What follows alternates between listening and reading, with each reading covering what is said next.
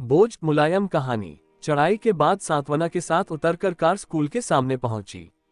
तब बाईं ओर मुड़ी, लाल मटमैला रास्ता सहसा सामने उभरा। दोनों ओर फैले हुए टोले, दूर श्वेत बादलों को सिर पर धरे पश्चिमी घाट के पहाड़, धूप की नंगी लहरों में आंखें चौंधिया जाती हैं। टायरों द्वारा उछाली गई गर्द में रास्ते के पड़े अव्यक्त हो गए। कार की गति ज्यादा होती हुई सी प्रतीत हुई। मैंने चाहा कि सिर एक ओर घुमाकर ड्राइवर से कहूं, जरा धीरे चलाओ, मेरा रोग तो तुम्हें विदित है ही। मगर कहा नहीं। कारण यही था कि यथाशीघ्र वहां पहुंच जाने की मेरी इच्छा थी। यथासंभव शीघ्र वहां से वापस भी आ जाना था। ये बात ड्राइवर को मालूम थी। गत कई सालों से मेरी सेवा करता आ रहा है। वह मेरे बारे में सब कुछ जानता है। लेकिन मैंने कुछ नहीं कहा था। दूसरों से पूछकर उसने समझ लिया था।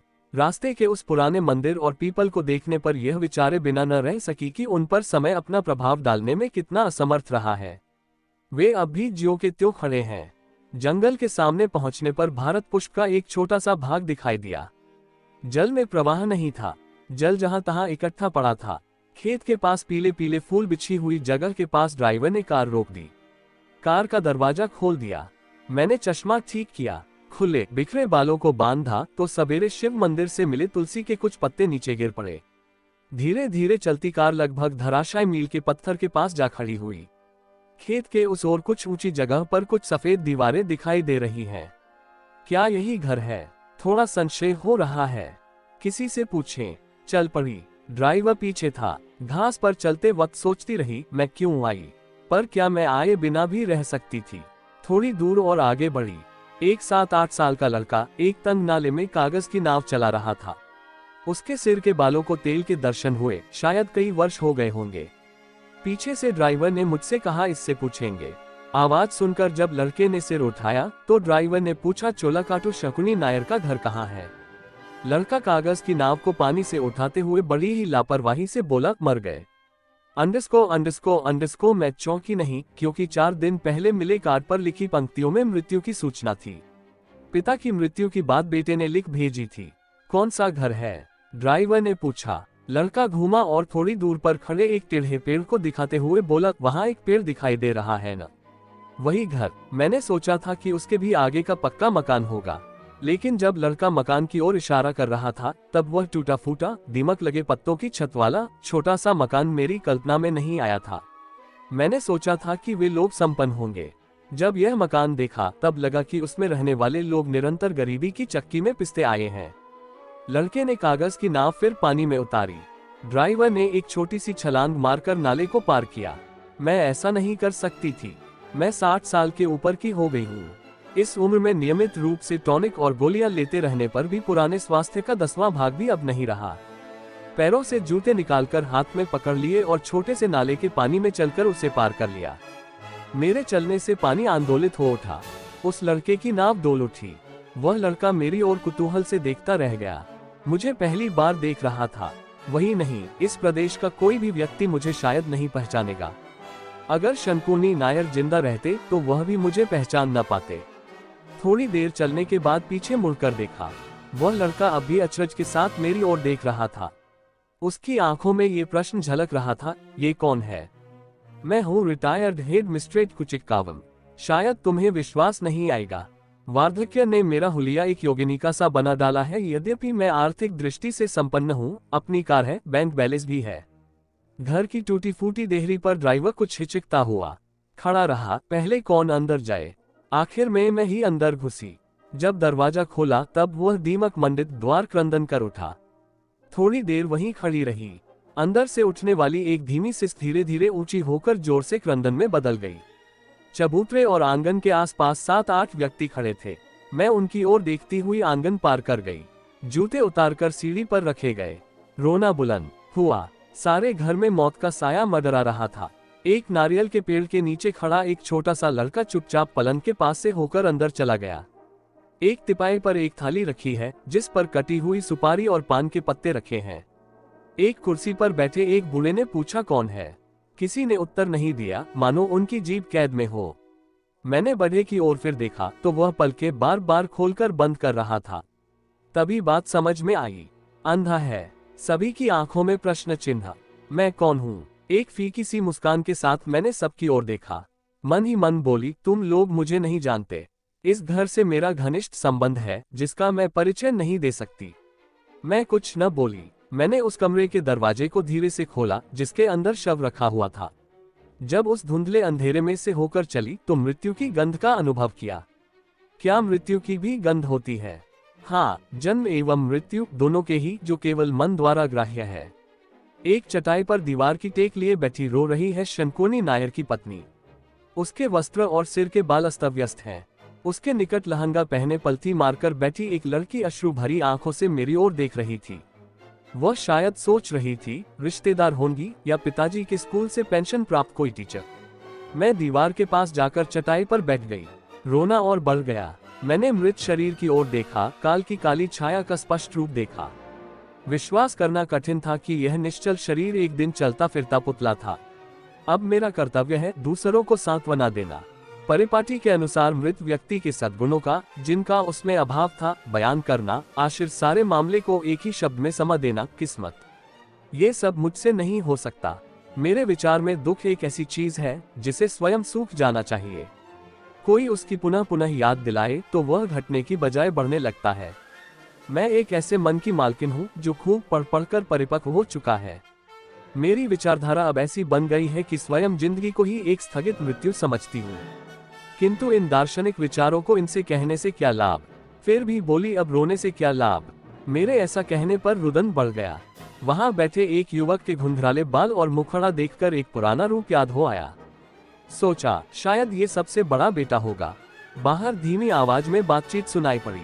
बहुत संभव है मेरे बारे में ही हो, लेकिन मैं उनके सामने गणित का एक ऐसा सवाल ही बनी रहूंगी जिसका उत्तर उन्हें नहीं मिलेगा। उस सवाल का उत्तर बाहर खड़ा ड्राइवर जानता है। शायद मेरे बारे में उनकी जिज्ञासा उन्हें ड्राइवर से पूछने की प्रेरणा देगी। अच्छा, मेरे बारे में जान ले तो भी मुझे क्या, मेरी उम्र तो 60 से ऊपर की हो गई है। अब जिंदगी के कितने दिन बाकी रह गए हैं? बच्चे के सिर पर मैंने प्यार से हाथ फेरा। वह युवक बड़े विनीत भाव से कमरे के कोने पर खड़ा है। कई बातें पचकर जानने की इच्छा है। न पूछे तो भी क्या, अच्छा अब उल्लूंगी। इस प्रकार यहाँ बैठे रहना असह्य है मेरे लिए, नहीं इस स्त्री के लिए। यहाँ मेरे उपस्थित रहने तक उनका दुख बढ़ता ही रहेगा। दीवार के सहारे उठ खड़े होने पर देखा कि युवक अपने आंसू पोंछ रहा है। मेरी आंखों में आंसू की एक बूंद भी क्यों नहीं आती? क्या मेरी आंखों के आंसू सदा के लिए सूख गए? हाँ, कई सालों से मैं अपने हृदय को इतना कठोर बनाती आई हूँ कि करुण प्रसंगों में भी आंसू नहीं आते। मैंने साड़ी के अग्रभाग से चश्मा साफ किया। शायद मेरी आंसू रहित आंखों को देखकर अन्य लोग चकित हो रहे होंगे कि यह भी कैसी स्त्री है। बाहर की ओर चली। ड्राइवर वहां के एक नारियल के पेड़ के तले खड़ा बीड़ी के कश खींच रहा है। परिवार का एक अधेड़ उम्र का आदमी एक कर्मी को थोड़ा सरकाते हुए बोला, बैठिए। बैठ गई। लगता है उसने मेरे बारे में ड्राइवर से पूछकर जान लिया है। उसने सामने की तिपाई पर रखे पान सुपारी की ओर संकेत करते हुए कहा, पान लीजिए न। मैं पान नहीं खाती। अंदर से युवक बाहर आया और सिर झुकाए शोक से मुंह खड़ा रहा। मैंने चारों ओर देखा। दीवार पर एक फीका सा फोटो दिखाई दिया, 5 दिन पहले जीवन रूपी गलती को मौत से सही कर देने वाले व्यक्ति का। उसे थोड़ी देर ताकती रह गई। मेरे चारों ओर खड़े लोग मेरी हर प्रतिक्रिया को गौर से देख रहे हैं। शायद वे मुझसे कुछ सुनने को उत्सुक हैं। मैंने पूछा, इतनी जल्दी कैसे मृत्यु हो गई? कुछ दिनों से बीमार थे, काफी बूढ़े और कमजोर हो चुके थे, कहकर युवक ने आंसू पोंछ लिए। जब मैंने सिर हिलाकर उसे पास बुलाया, 16वां किस दिन पड़ता है? आगामी सोमवार के बाद वाले सोमवार को। तुम कोई काम करते हो? एक सोसाइटी में नौकरी करता हूँ। फिलहाल वेतन कितना मिलता है? वह थोड़ी देर चुप रहा, फिर बोला, 50 रुपये। बस इतना संवाद काफी होगा। अधिक बातें करना अच्छा ना होगा। कई प्रश्न पूछे जाएंगे जिनका उत्तर न दे सकूंगी, न दिए बिना रह सकूंगी। 35 साल काय से आवृत चट्टानों की भांति मेरे सामने बिखरे पड़े हैं।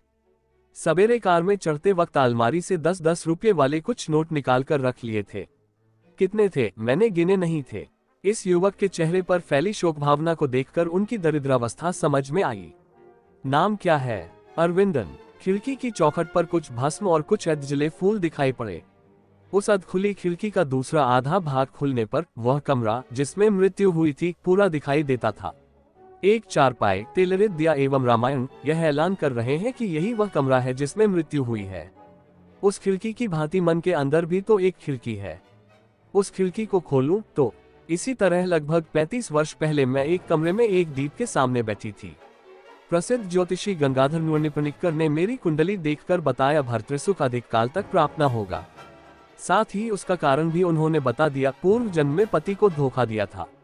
अंत में एक और भविष्यवाणी भी, इस स्त्री के बच्चे नहीं होंगे। फिर भी विवाह किया। मैं उस समय 21 साल की थी। जिस स्कूल में पढ़ाती थी वहाँ के लड़के मुझे बहुत चाहते थे। लड़के ही क्या, उस स्कूल में पढ़ाने वाले एक अध्यापक भी मुझे चाहने लगे। कई शत्रु बन गए। कुछ शरारती लड़कों ने स्कूल की दीवारों पर कुछ अश्लील चित्रों के नीचे हम दोनों के नाम लिख दिए थे। कुनिक्वम टीचर, शंकोनी मास्टर। बिना किसी विशेष कारण के कई लोगों का विरोध करके, कई लोगों का कोपभाजन बनके हम दोनों ने प्राइवेट बस से गुरुवायूर जाकर विवाह कर लिया। उस समय सोचा था ज्योतिषी की भविष्यवाणी सत्य सिद्ध न होगी, पर वह सत्य सिद्ध हुई। 5 वर्ष के अरसे में स्पष्टतः मालूम हो गया कि मेरे बच्चे न होंगे और उन्होंने मुझसे विवाह विच्छेद कर लिया। एक दिन दोपहर के वक्त विच्छेद पत्र पर हस्ताक्षर करके वकील के दफ्तर से घर लौटी। उस दिन मन स्थिति कैसी थी अब सोच भी नहीं सकती। बहुत देर रोई, रो रोकर थक कर आंखें झपक गईं तो आत्महत्या के सपने आए। थोड़े दिनों की छुट्टी लेकर घर में विश्राम करती रही। धीरे धीरे मन को कुछ तसल्ली हुई। काम में मन लगाने लगी। क्रमशः तरक्की पाकर हेड मिस्ट्रेस बनी। पंखे वाले कमरे में बैठकर स्कूल के सारे कामकाज कुशलता से देखने लगी। अध्यापक अध्यापिकाओं को आवश्यक निर्देश दिए। काफी यश व धन पाया। यश की निरर्थकता जानकर भी रिटायर्ड होने पर एक नेम बोर्ड लगवाया ही, P Kunikkavam retired headmistress ... driver कुछ पास आया। तभी अपनी यादों से छूटकर घड़ी पर दृष्टि डाली। 11 बज चुके हैं। जाने का समय हो रहा है। वह युवक दीवार की टेक लिए चुपचाप खड़ा है। उठी, पस से कुछ नोट निकाले। 100 से अधिक रुपये रहे होंगे। अरविंदन। वह जब बिल्कुल पास आ गया तो मैंने नोट उसकी ओर बढ़ाते हुए कहा, ये रख लो। 16वें के लिए। लेने में संकोच करता वह खड़ा रहा तो उसके हाथ में बलपूर्वक थमा दिए। मैं जानती थी कि वह लिए बिना नहीं रह सकता। मृत्यु उस व्यक्ति की हुई है जो सारे परिवार को साया दे रहा था। ये जानकर ही मैंने उसे ये रुपये दिए थे। मेरे लिए तो यह एक छोटी सी रकम ही है। बैंक में जो धन पड़ा है उससे हर महीने मिलने वाले ब्याज की चौथाई ही होगी। देते देते सोचती रही, यह सब कमाई किसके लिए। सीढ़ियां उतरते उतरते सारे जीवन की निरर्थकता पर सोचने लगी। ये सब झंझट किस लिए। हिमालय के हिमाच्छादित प्रदेशों में निष्प्रिय जीवन बिताने वाले ऋषिपुंगवों की याद आई। उनके लिए मनुष्य के सारे संबंध, मानव के सारे विकार केवल जूठन के समान है। मैंने भी एक वृद्धा तपस्विनी में परिणत होंगी और शेष जीवन काशाय वस्त्रों बिताऊंगी। समीपस्थ मंदिर से कुछ लड़कों के गाने की आवाज आई। ... हरे राम राम राम हरे हरे। आंगन में उतरी। अंदर से रुदन, जिसे मैंने समाप्त समझ लिया था, फिर बुलंद हो उठा। शायद उन लोगों ने मुझे उतरते देखा हो। क्या फिर अंदर जाकर उनसे विदा लूं? नहीं, फिर रुदन बढ़ेगा। शायद मुझे उनके मरने के पहले ही आकर देख लेना चाहिए था। किसी ने सूचना नहीं दी, पर यदि सूचित करते तो भी मैं आती। शायद ही। मुझमें किसी के प्रति प्रतिकार की भावना नहीं है। यद्यपि घटना ऐसी ही घटी है कि कुछ लोगों के प्रति द्वेषाग्नि को मन में सुलगाए रखना उचित ही था।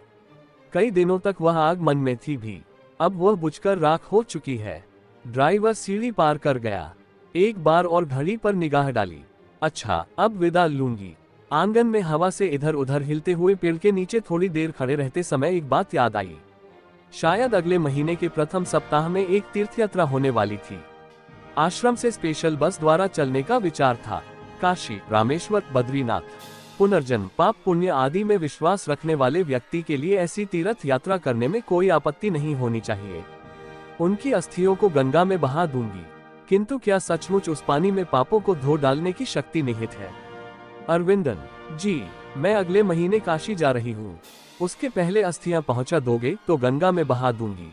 उसने अपने आंसुओं को पोंछते हुए सिर हिलाया। उसे सांत्वना देकर एक बार पीछे देखकर वहां खड़े सब लोगों से विदा लेकर चल पड़ी। भगवान सांख्य योग में कहते हैं, जो चपल इंद्रियों के वश में हो जाता है उसका मन उसकी प्रज्ञा को पानी में नाव की तरह इधर उधर डुलाता रहता है। आते वक्त जिस छोटे नाले को पार किया था उसके पास आने पर कुछ रुक गई। वहां पानी में वह नाव दिखाई नहीं पड़ी। आते समय की ही भांति हाथ में जते लेकर नाले को पार किया। पानी डोल उठा, तभी देखा नाव एक ओर जाकर किनारे के कीचड़ पर निश्चल पड़ी है। स्याही से अंकित कोई पुराने कागज का टुकड़ा मात्र, न उसमें कोई स्पंदन है न जीवन। ड्राइवर ने कार का दरवाजा खोला, पुनः जूते पहन लिए और कार के अंदर जाकर बैठ गई। ड्राइवर ने पूछा, सीधे घर चलूं? तभी याद आई कि उस घर से निकल रही हूँ जिसमें मृत्यु हुई है, स्नान करना चाहिए परिपाटी के अनुसार। मृत्यु को धिक्कारना अच्छा नहीं, ऐसा धिक्कार जिंदा व्यक्तियों के लिए खतरनाक है। नहाना है। भारत पुष्प में पानी बहुत कम है। पाम्बा टिक्कवू के पास रोको। फिर धूल उड़ाती हुई कार चलने लगी। उस उड़ती हुई गर्द में सारे वृक्ष, घर, पश्चिमी घाट सब छिप गए।